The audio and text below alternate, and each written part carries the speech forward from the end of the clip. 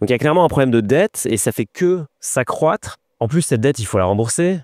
Les intérêts, actuellement, ça nous coûte 50-60 milliards d'euros par an et ça devrait devenir le premier poste de dépense devant l'éducation en 2027 avec 80 milliards d'euros. Du coup, ma première question, c'est comment on en est arrivé là? Comment on en est arrivé là? C'est une vaste question, mais il y a plusieurs raisons. La première, qui est la plus simple, c'est que les Français pensent que l'État est producteur de quelque chose. Donc, si vous voulez, les Français pensent que l'État crée de la valeur.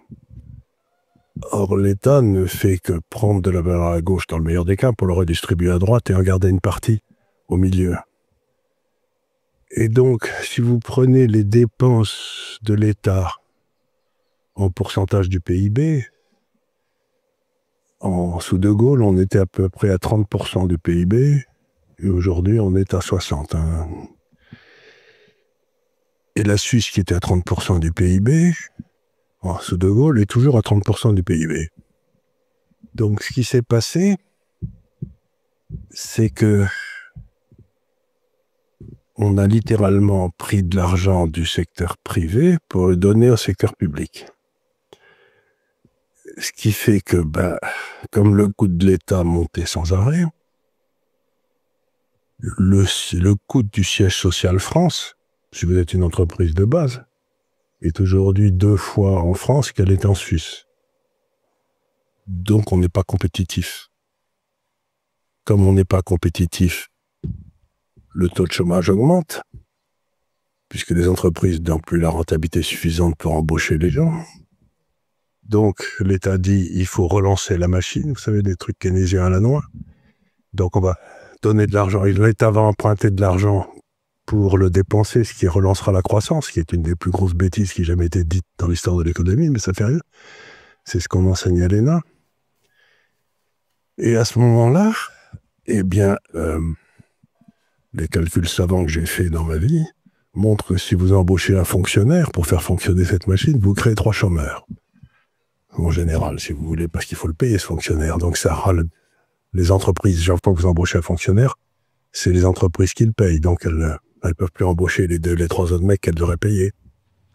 Donc, si je devais résumer la question que vous m'avez posée, je dirais que les Français croient que l'État est bon. Et l'État, c'est le mythe selon Bastiat, un des plus grands économistes français. Si vous allez sur le site, je crois qu'il y a 45 vues par jour en France et qu'il y en a 4000 aux États-Unis, parce qu'il est très populaire aux États-Unis, Bastiat. C'est le mythe qui permet à chacun d'espérer vivre au dépens des autres. Mais ça marche pas. Donc la raison pour laquelle on est en train de crever, c'est simplement que on suit la théorie marxiste de la lutte des classes, par exemple. Vous savez, c'est-à-dire que le rôle de l'État, c'est d'être un arbitre qui prend à ceux qui pillent les autres, les entrepreneurs, pour le donner au peuple qui se fait spolier. J'ai jamais entendu parler de lutte des classes en Suisse. C'est-à-dire qu'il y a un intérêt commun entre les entrepreneurs et les salariés, et que leur ennemi commun, c'est l'État. C'est ce que les Suisses ont très bien compris. Et nous, on continue à croire que l'État, c'est celui qui va régler nos problèmes. Vous allez voir quelque chose qui est extraordinaire. Par exemple, les Français épargnent comme des fous. C'est un des peuples qui épargne le plus. On est un des meilleurs épargnants d'Europe. On est un des meilleurs épargnants. Donc les Français épargnent comme des fous. Une fois qu'ils ont mis leur épargne, et ils épargnent pourquoi? Parce qu'ils savent que l'État va faire faillite. Donc ils se disent, il faut que j'épargne pour ma retraite. Et qu'est-ce qu'ils font? Ils achètent des assurances-vie. Il y a 2000 milliards d'assurances-vie d'un État qui va faire faillite et qui leur donne un avantage fiscal pour acheter des obligations françaises. Donc vous vous dites, les Français ont un problème de compréhension des phénomènes économiques qui est extraordinaire. C'est-à-dire qu'ils épargnent pour se protéger contre l'État qui va faire faillite et ils confient leur épargne à ce même État. Ils peuvent acheter des actions aussi avec une assurance vie. Ils peuvent, mais en fait, quand vous regardez les chiffres, c'est 2000 milliards en obligations. C'est via le fonds euro, vous voulez dire. Ouais. C'est une histoire de fou, quoi. Ils ont atteint un niveau d'imbécilité économique qui dépasse l'entendement. Le risque d'avoir une dette de 3200 milliards de dollars, de 3200 milliards d'euros, parce que c'est un peu abstrait. Mais c'est quoi fondamentalement le risque pour nous investisseurs? Ben, écoutez, c'est un risque qui est très connu, mais je voudrais faire un petit point de détail au départ, là. C'est que la dette, c'est pas automatiquement mauvais. La dette est mauvaise si vous empruntez à 3 pour investir, je sais pas, dans des centrales nucléaires qui vous rapporteront du 6, c'est une bonne idée. Comme avec l'immobilier, on peut faire comme levier. Non, parce que l'immobilier, faites attention, vous faites monter les prix, mais la quantité d'immobilier augmente pas. Donc les gens ne s'enrichissent pas, c'est un transfert de richesse. Vous voyez ce que je veux dire? Quand vous faites monter il y a toujours le même nombre de 350 mètres carrés à Paris. Bon, ils ont été multipliés par 10 depuis 30 ans, mais personne n'est plus riche. En fait, c'est une augmentation des prix qui fait que les jeunes ménages ne peuvent plus se loger. C'est pas un accroissement de la richesse, c'est que les vieux qui avaient des appartements sont devenus plus riches et les jeunes sont devenus plus pauvres. Mais la France n'est pas plus riche parce qu'il y a le même nombre de mètres carrés. Donc l'immobilier, c'est un placement complètement fallacieux.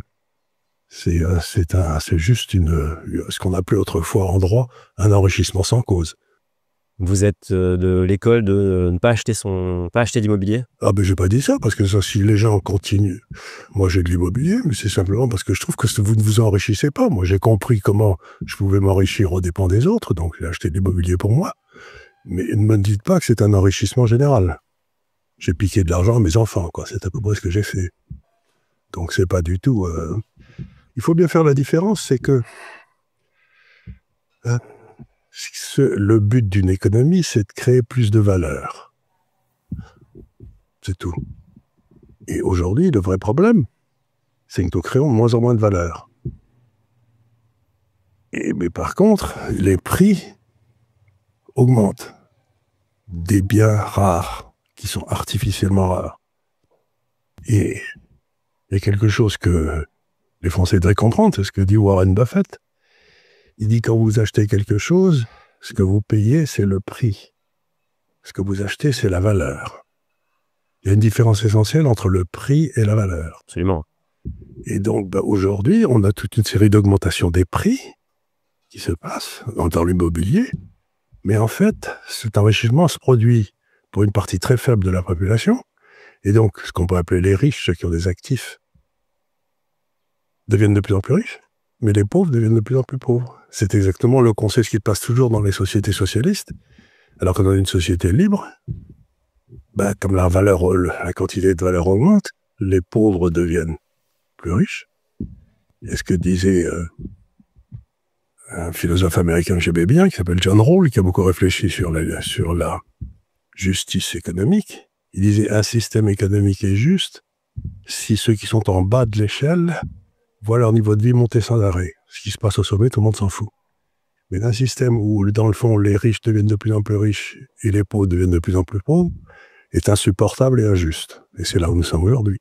Nous avons un système économique, un système politique, qui est profondément injuste. Ça, c'est spécifique à la France ou c'est commun aux autres pays de l'Europe, selon vous? C'est pas commun en Suisse. C'est pas commun en Suisse? C'était pris la Suisse comme exemple. C'est un pays dont on devrait s'inspirer? C'est un pays, si vous voulez, vous connaissez le nom d'un politicien suisse? Je donne souvent cet exemple à mon équipe. Oui, moi j'en connais pas. Parce que c'est très local. Oui, c'est parce que c'est les locaux qui décident. Bien sûr. Ils votent sur tout. Donc, si vous voulez, ce qu'on a en France, c'est qu'on a toute une série d'hommes politiques qui sont des professionnels, alors qu'en Suisse, personne ne connaît le nom d'un politicien. Et par exemple, prenons un exemple, ils décident un jour on va faire un référendum, puisqu'ils font des référendums tout le temps, pour savoir si les femmes ont le droit de porter le tchador en ville. Je crois qu'il y a 57% des Suisses qui décident non. Et à ce moment-là, plus personne n'a rien à dire. Le souverain, qui est le peuple, a parlé. Donc les juges n'ont rien à dire, les politiques n'ont rien à dire, le souverain a parlé. Donc, et le souverain, c'est celui qui doit prendre les décisions. Donc en France, on est parti d'une démocratie qui était représentative, parce qu'il fallait 15 jours pour aller de Toulouse à Paris, quoi. Donc on élisait un gars à Toulouse qui allait défendre les intérêts des Toulousains à Paris. Et puis ça nous a transformés dans un système professionnel, de politiciens professionnels, et qui ont monté des systèmes pour qu'on puisse plus les virer. C'est-à-dire qu'ils ont enlevé la souveraineté du peuple, en particulier en déplaçant toute une série de souverainetés vers l'Europe. Comme ça, ils ont pu sont plus embêtés. Et donc aujourd'hui, nous ne sommes plus du tout ni dans une économie de marché, ni dans une démocratie. Et c'est pour ça qu'on est en train de dériver lentement vers une espèce de version molle de l'Union soviétique. Et on aura la même fin, la faillite. Justement, pour éviter la faillite, Michel Barnier a décidé d'amener un projet de loi des finances qui est un espèce de choc, donc il veut baisser les dépenses. Quand on regarde dans le Attendez détail... une seconde. Il ne veut pas baisser les dépenses. J'ai regardé. En réalité, c'est une grosse partie qui vient des impôts. D'abord, il va augmenter les impôts, comme on est de l'autre côté de la courbe de l'affaire, c'est-à-dire que plus on augmente les impôts, moins les recettes fiscales augmentent. Donc en augmentant les impôts, on est certain que le déficit budgétaire va s'accroître, puisqu'aujourd'hui, on a atteint l'espèce de retournement. Mais en plus, il vous dit qu'il baisse les dépenses, mais c'est pas vrai du tout. Il dit les dépenses auraient dû monter de 6%. Je ne les monte que de 2%. Et il appelle ça baisser les dépenses. Qui est l'inflation, il veut dire. Non, il confond la baisse des dépenses absolues avec un ralentissement du taux de croissance à la hausse. Donc, par exemple, aujourd'hui, la France va peut-être monter, si tout va bien, mais je comprends une seconde, puisqu'on rentre en récession, mais elle va peut-être son PIB va monter de 5 à 1,5%, si tout va bien. Et les dépenses étatiques vont monter de 2. C'est ça qu'il appelle baisser les dépenses.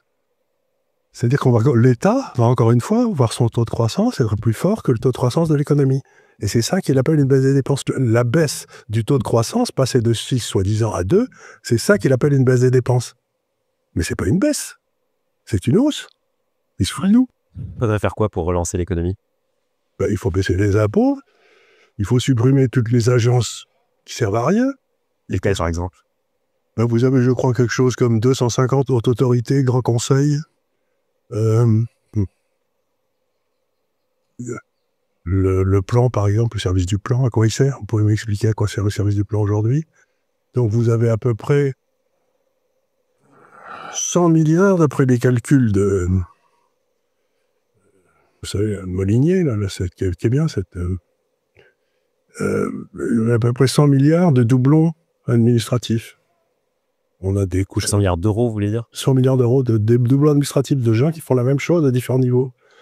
Ils font exactement la même chose. Donc, si vous voulez, par exemple, dans le service des eaux, vous êtes du côté d'Avignon, vous avez une maison, eh bien, vous demandez des permissions à la commune, au département, à la région, à la communauté de communes. Et vous pouvez penser qu'il pourrait y avoir qu'un gars qui s'occupe des eaux, non, pourquoi il y en a 4?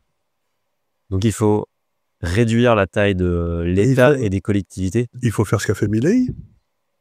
Il a supprimé, je crois qu'il y avait 18 ministères, il en reste 9. Et il a tout coupé, quand même. Et tout le monde me disait, il faut faire ce qu'a fait Madame Thatcher. Il faut faire, c'est-à-dire que dire, tous ces gars qui sont payés à ne rien foutre, pas à ne rien foutre, à empêcher les autres de bosser. C'est ce qu'il y a de plus effrayant. Vous savez, dans une société, dans une activité, vous avez les gars qui font des trucs. Les entrepreneurs, par exemple. Des entrepreneurs qui font des machins, qui essayent de faire quelque chose. Des livres. Qui écrivent des livres, par exemple. Bon, ceux-là, ils font quelque chose. Et puis, dans les entreprises, vous avez ce qu'on appelle les structures de l'État, les structures horizontales. Par exemple, la vérification de la qualité. Et ces gars-là, ils empêchent tout. Si vous voulez, il n'y a pas de raison, c'est l'ouvrier de base, en quelque sorte, ou celui qui écrit son bouquin, qui vérifie la qualité.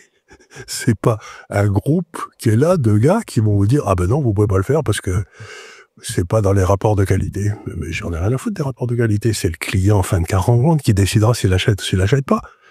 Donc ces histoires de machins et de gars qui ont des structures de contrôle de qualité partout, de contrôle de... Par exemple, regardez dans nos métiers qui sont les métiers financiers, vous avez maintenant ce qu'on appelle la compliance. Vous savez, il faut la conformité aux lois, etc. Ça ne nous empêche pas d'avoir des crises financières tout le temps. Hein. Au contraire, plus il y a de conformité, plus elles sont graves. Les agences de notation, c'est un vrai scandale, ces trucs, parce que... Elles sont toutes là, et d'ailleurs encore celles de 2008. Elles sont toujours là, les P8, mais en fait, si vous voulez, quand j'étais jeune, vous avez une compagnie d'assurance qui a décidé d'acheter des obligations de, je sais pas quoi, de Saint-Gobain. Elle faisait une analyse de Saint-Gobain pour savoir si ils allaient repayer leurs dettes, quoi. Il y avait des analystes financiers qui faisaient le boulot à l'intérieur, parce que maintenant, on demande à une agence de notation à la noix, qui est payée par Saint-Gobain, C'est comme si vous alliez choisir vos restaurants en fonction d'un guide qui serait fait par les restaurants pour savoir où il fallait bouffer. Et vous vous retrouvez donc avec des gens à qui on a donné le pouvoir régalien de déterminer qui respectera les quotas, vous savez, les 40% de fonds propres ou tous ces trucs-là. Et ces gars-là, si vous voulez, ils n'ont aucune valeur ajoutée. Il faut les supprimer, il faut supprimer toutes ces réglementations. Quand j'allais au Luxembourg voir des clients il y a 30 ans, il y avait les bons gérants qui étaient tous autour du palais, là, c'était dans la vieille ville, c'était sympa. Et maintenant, vous allez de l'aéroport à Luxembourg, à la ville, et vous avez... Charles Gave, un économiste et financier bien connu, évoque des tendances économiques importantes qui pourraient marquer l'avenir proche. D'un côté, il met en lumière les difficultés économiques croissantes en France, et de l'autre, il souligne le dynamisme économique impressionnant de pays comme la Chine et l'Inde. Selon lui, la France est dans une situation inquiétante, marquée par un endettement public très élevé et une économie qui peine à retrouver de la compétitivité. L'État français dépense beaucoup plus qu'il ne génère de richesses, ce qui pousse à emprunter davantage. Cette spirale de dette est aggravée par un système fiscal lourd qui décourage l'investissement et pénalise les entreprises. En conséquence, le tissu économique français s'affaiblit, avec des fermetures d'entreprises et une hausse du chômage. Charles Gave estime que cette situation pourrait conduire à une forme de faillite de l'État français, pas nécessairement en termes légaux, mais plutôt dans son incapacité à maintenir son modèle social actuel. En parallèle, il met en avant la montée en puissance de l'Inde et de la Chine, qui, selon lui, connaissent un véritable boom économique. Ces deux géants asiatiques bénéficient d'une population jeune, dynamique et bien formée. En Chine, les investissements massifs dans les infrastructures, la technologie et l'industrie permettent au pays de maintenir une croissance rapide, même si des défis subsistent, notamment en matière de dette et d'immobilier. En Inde, la situation est également positive grâce à des réformes économiques qui attirent les investisseurs étrangers et à un secteur technologique en pleine expansion. Ces deux pays sont en train de redéfinir l'équilibre économique mondial, devenant des pôles d'innovation et de production. Charles Gave met en garde contre l'aveuglement de certains pays occidentaux, dont la France, face à cette transformation. Tandis que la Chine et l'Inde misent sur l'innovation, l'éducation et la compétitivité, la France reste enfermée dans des débats internes et peine à s'adapter à un monde en mutation rapide. Il appelle à une prise de conscience urgente pour éviter que l'écart ne se creuse davantage. Ce contraste entre le déclin relatif de la France et la montée en puissance des économies asiatiques reflète un basculement plus large dans l'ordre économique mondial, où les anciens modèles occidentaux doivent se réinventer pour rester pertinents.